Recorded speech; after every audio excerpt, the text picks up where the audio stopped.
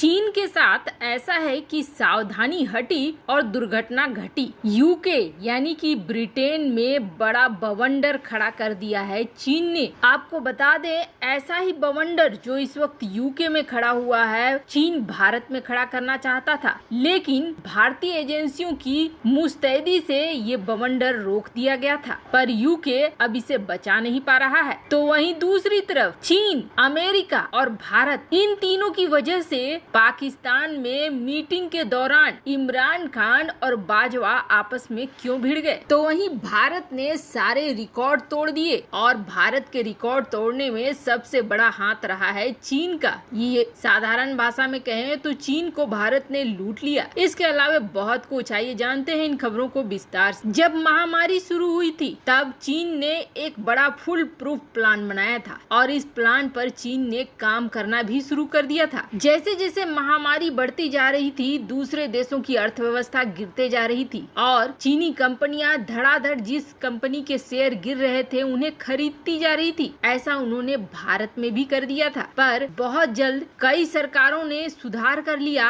और अपनी नीतियां बदल ली। भारत ने भी FDI यानी कि फॉरेन डायरेक्ट इन्वेस्टमेंट पर नए नियम बना दिए और चीन को रोक लिया। आपको बता दें, जब भारत ने FDI की नीतियों में बदलाव किया था तब चीन बहुत बौखलाया था, पर भारत ने ये कहा था कि हम अपने नियम बिल्कुल भी नहीं बदलने वाले हैं। पर फिर भी कुछ ऐसे देश थे जो अपनी नीतियों में बदलाव नहीं ला सके और बदलाव नहीं लाने के कारण उन्हें बहुत बड़ा खामियाजा भुगतना पड़ा। और क्या आप सोच सकते हैं, ऐसे देश में से एक देश यूके भी है। यूके यानी ब्रिटेन, जो कि अमेरिका का इतना बड़ा सहयोगी है, उसे इतना बड़ा झटका लगा है और इतना बड़ा झटका चीन ने दिया है कि इस झटके का असर अमेरिका में भी देखने को मिलेगा। अभी दुनिया भर में हालात ये हैं कि चीनी कंपनियों को बहुत ही गंदे नजर से देखा जाता है। बात साउथ कोरिया की करें तो साउथ कोरिया भी इस मामले में बहुत सारे एक्शन ले रहा है। अगर हम एशिया की बात करें तो एशिया में कंप्यूटर चिप और किसी भी तरह के इलेक्ट्रॉनिक चिप बनाने के लिए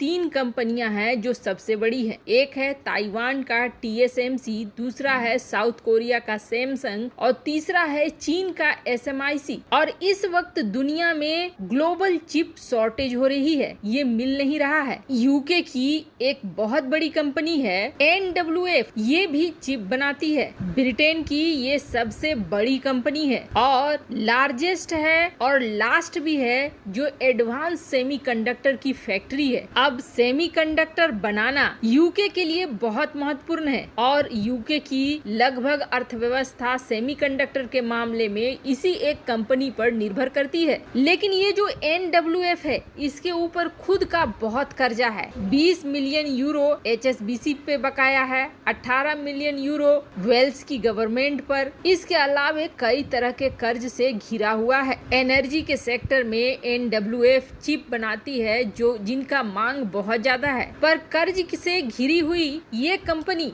आखिरकार चीन के हत्थे चढ़ गई। दरअसल इस कंपनी को खरीद रही है एक दूसरी कंपनी नेक्सपेरिया। वैसे ये नेक्सपेरिया अपने आप को बताती है कि ये कहीं और की कंपनी है, लेकिन दरअसल नेक्सपेरिया में 100% शेयर हैं चीन के। यानी दूसरे रास्ते से ये यूके की सबसे बड़ी कंपनी को टेक ओवर कर रही है, जिसके बाद यूके में हलचल मच गई है। और यूके के रक्षा विशेषज्ञ ये मानते हैं कि चिप इंडस्ट्री में इस तरीके से कब्जा अगर चीन का हो जाता है तो ये ब्रिटेन की सुरक्षा के लिए सबसे बड़ी समस्या है। ऐसे में ब्रिटेन को इसका हल निकालना ही चाहिए। वैसे ब्रिटेन की गवर्नमेंट अभी इस डील को देख रही है, लेकिन अगर ये टेक ओवर कंप्लीट हो जाता है तो यूके के लिए सबसे बड़ी हार होगी। तो वहीं दूसरी तरफ जहां यूके जैसे देश जो खुद को विकसित बताते हैं वो इस तरह के पंगे में फंस रहे हैं, तो इसके ठीक उलट चीन की वजह से भारत को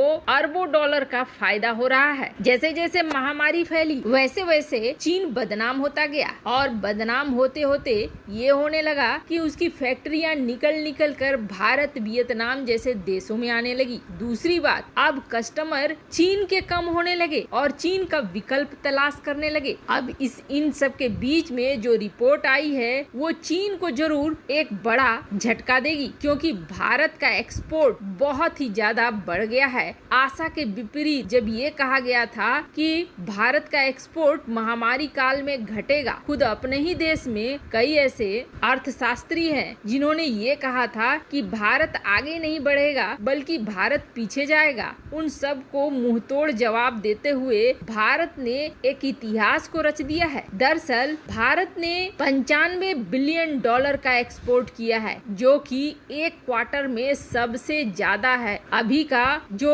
फाइनेंशियल ईयर चल रहा है उसमें 85% ज्यादा एक्सपोर्ट किया है भारत ने, जो एक साल पहले किया था उसकी तुलना में। इन सब में सबसे ज्यादा धन्यवाद का पात्र है चीन। चीन की वजह से भारत के कस्टमर और भी ज्यादा बढ़ रहे हैं और अब ये व्यापार और भी ज्यादा बढ़ेगा। और इसका कारण ये है कि जल्द ही भारत और अमेरिका एक नए टारगेट पर काम कर रहे हैं, जिसके तहत भारत का अमेरिका के साथ व्यापार और भी ज्यादा बढ़ेगा। आपको बता दें, इन्होंने टारगेट रखा है 500 बिलियन डॉलर का, यानी कि आने वाला समय भारत के लिए और भी आगे बढ़ने का समय है। वहीं दूसरी तरफ भारत के लिए एक और बड़ी खबर आ रही है और बहुत ही अच्छी खबर आ रही है। दरअसल हाल में आपने सुना होगा, इमरान खान बार बार चीन का नाम ले रहे हैं और चीन की दुहाई दे रहे हैं, लेकिन कहा यह जा रहा है कि चीन के प्रेम में अंधे होकर इमरान खान खुले तौर पर अमेरिका की बेइज्जती कर रहे थे। पर जैसे ही एक बंद कमरे की मीटिंग में पाक सेना प्रमुख बाजवा, ISI चीफ और इमरान खान तीनों बैठे, इमरान खान की क्लास लग गई। पाकिस्तानी सेना प्रमुख कमर जावेद बाजवा और ISI chief lieutenant general Faiz Hamid ने ये कहा कि चीन के साथ हमारे जो रिश्ते हैं वो ठीक है, लेकिन हमें अमेरिका के साथ भी रिश्ते बनाने होंगे। आपको बता दें, ये मीटिंग इतनी इम्पोर्टेंट थी कि गुरुवार को आयोजित ये बैठक देर रात तक चलती रही। इस बैठक में कहा जा रहा है कि कई तरह की बातें हुई। अफगानिस्तान से अमेरिका के जाने के बाद क्या स्थिति बन रही है, जम्मू कश्मीर में क्या बदलाव हो रहा है, अब इस पर चीन अमेरिका के साथ कैसे रिश्ते होने चाहिए। आपको बता दें, इस बैठक में बाजवा ने ये कहा कि भारत और अमेरिका